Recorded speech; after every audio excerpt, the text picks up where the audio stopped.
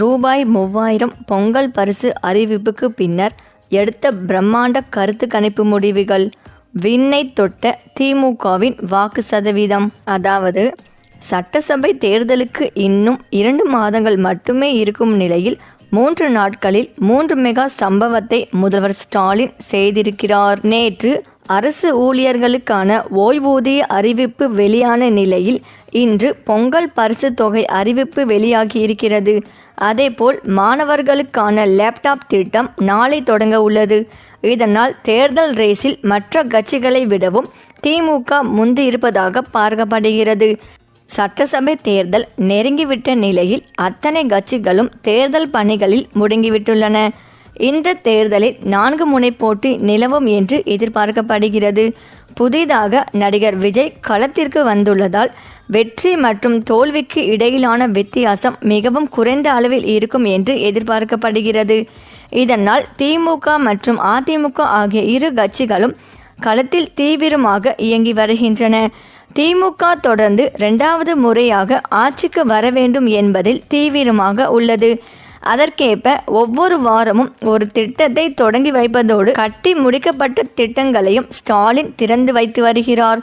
கோவை செம்மொழி பூங்கா, மதுரை வேலு நாச்சியார் மேம்பாலம், கள்ளக்குறிச்சி மாவட்ட ஆட்சியர் அலுவலகம், நெல்லை பொருணை அருங்காட்சியகம், சென்னை ஒண்டர்லா, வேலூர் டைட்டில் பார்க், கோவை மற்றும் மதுரை ஹாக்கி மைதானங்கள், கோவை ஜிடி நாயுடு மேம்பாலம் என்று கடந்த சில மாதங்களில் ஸ்டாலின் ஏராளமான திட்டங்களை தொடங்கி வைத்துள்ளார்.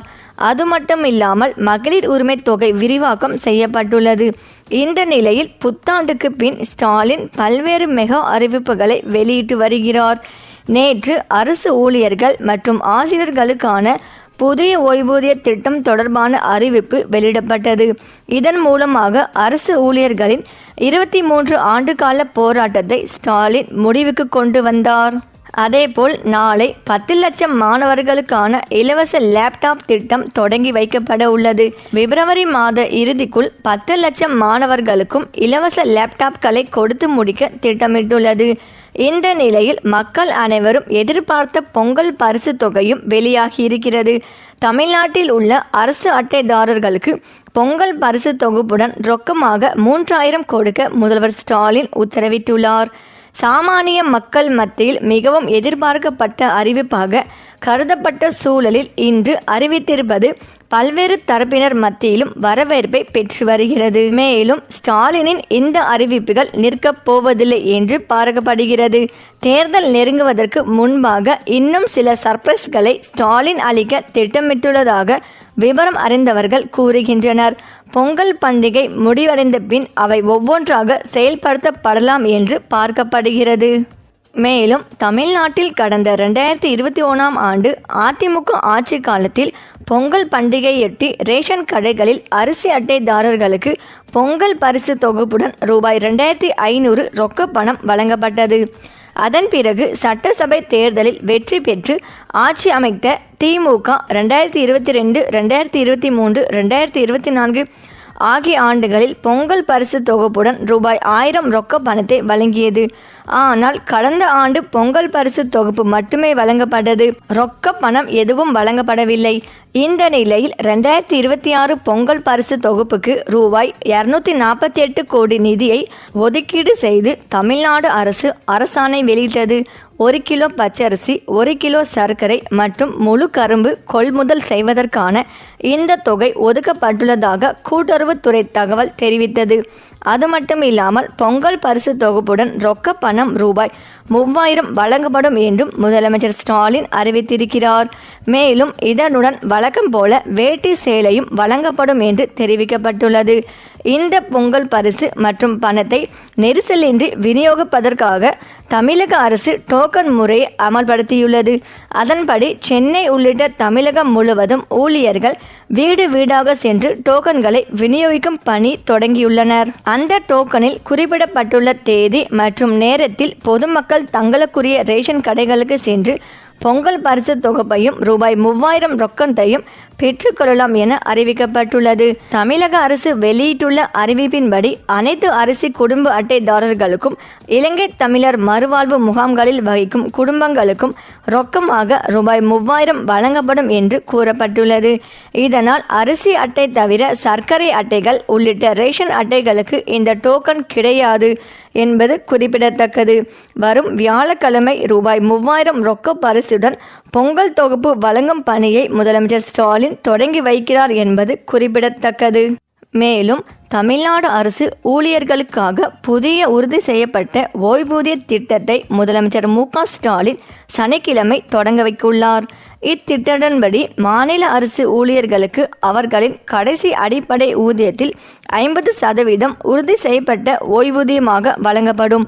கூடுதல் தலைமைச் செயலாளர் ககன்தீப் சிங் பேடி தலைமையிலான மூவர் ஓய்வூதிய குழுவின் அறிக்கை அடிப்படையில் இந்த அறிவிப்பு வெளியாகியுள்ளது. இக்குழு பல்வேறு ஓய்வூதிய திட்டங்களை ஆராய்ந்து தமிழ்நாட்டுக்கு ஏற்ற புதிய மாதிரி திட்டத்தை பரிந்துரைத்திருந்தது. TAPS திட்டத்தின் கீழ் ஊழியர்கள் தங்கள் அடிப்படை ஊதியத்தில் 10% ஓய்வூதிய நிதிக்கு செலுத்த வேண்டும். கூடுதல் நிதி தேவை மாநில அரசே ஏற்கும். இத்திட்டத்தால் ஓய்வூதிய நிதிக்கு 13,000 கோடி கூடுதல் செலவு அரசுக்கு உடனடியாக ஏற்படும். பணியில் உள்ள அரசு ஊழியர்களுக்கு இணையாக ஓய்வூதியதாரர்களுக்கு ஆண்டுக்கு 2 முறை அகவிலைப்படி உயர்வு உண்டு. ஒரு ஓய்வூதியதாரர் மரணமடைந்தால் அவர் பெற்று வந்த ஓய்வூதியத்தில் 60% குடும்ப ஓய்வூதியமாக பரிந்துரைக்கப்பட்ட பயனாளிகளுக்கு கிடைக்கும். ஓய்வு அல்லது பணி மரணத்தின் போது சேவை காலத்தின் அடிப்படையில் அதிகபட்சமாக 25 லட்சம் பணிக்கொடை வழங்கப்படும். தகுதி சேவை காலம் நிறைவு செய்யாதவர்களுக்கு குறைந்தபட்ச ஓய்வூதியம் வழங்கப்படும். பங்களிப்பு ஓய்வூதிய திட்டத்தில் சேர்ந்து TAPS அமலுக்கு முன்னர் ஓய்வூதியம் பெறாமல் ஓய்வு பெற்றவர்களுக்கு சிறப்பு கருணை ஓய்வூதியம் உண்டு. மேலும் ஆண்டுதோறும் சுமார் 11,000 கோடி அரசு பங்களிக்க வேண்டும். இது ஊழியர்களின் ஊதியத்தை பொறுத்து அதிகரிக்கக்கூடும். இதேபோல் கலைஞர் மகளிர் உரிமை தொகை திட்டம் தமிழ்நாட்டில் உள்ள தகுதியுள்ள குடும்ப தலைவிகளுக்கு மாதந்தோறும் 1000 ரூபாய் நிதி உதவியை வழங்குகிறது. இந்த நொடியில் தமிழ்நாட்டில் 2 கோடி பேர் வரை இந்த திட்டம் மூலம் நேரடியாக நிதி பெறுகிறார்கள். முன்னதாக நடைபெற்ற உங்களுடன் ஸ்டாலின் முகாம்களில் ஏராளமான பெண்கள் இத்திட்டத்திற்காக விண்ணப்பித்திருந்தனர். அங்கு அதிகாரிகள் விண்ணப்பங்களை பெற்று தகுதியை சரிபார்த்தனர். இந்த முகாம்களில் பெறப்பட்ட விண்ணப்பங்களை அதிகாரிகள் தீவிரமாக ஆய்வு செய்தனர். ஆவணங்கள், வருமான விவரங்கள் மற்றும் குடும்ப நிலையை கவனமாக சரிபார்த்து தகுதியான பயனாளிகள் மட்டுமே தேர்ந்தெடுக்கப்படுவதை உறுதி செய்தனர். இந்த விரிவான சரிபார்ப்புக்கு பிறகு புதிதாக தகுதியானோர் பட்டியலை தமிழக அரசு உறுதி செய்தது. தேர்வு செய்யப்பட்டவர்களுக்கு அவர்களின் பதிவு செய்யப்பட்ட அலைபேசி எண்களுக்கு குறுஞ்செய்திகள் அனுப்பப்பட்டன.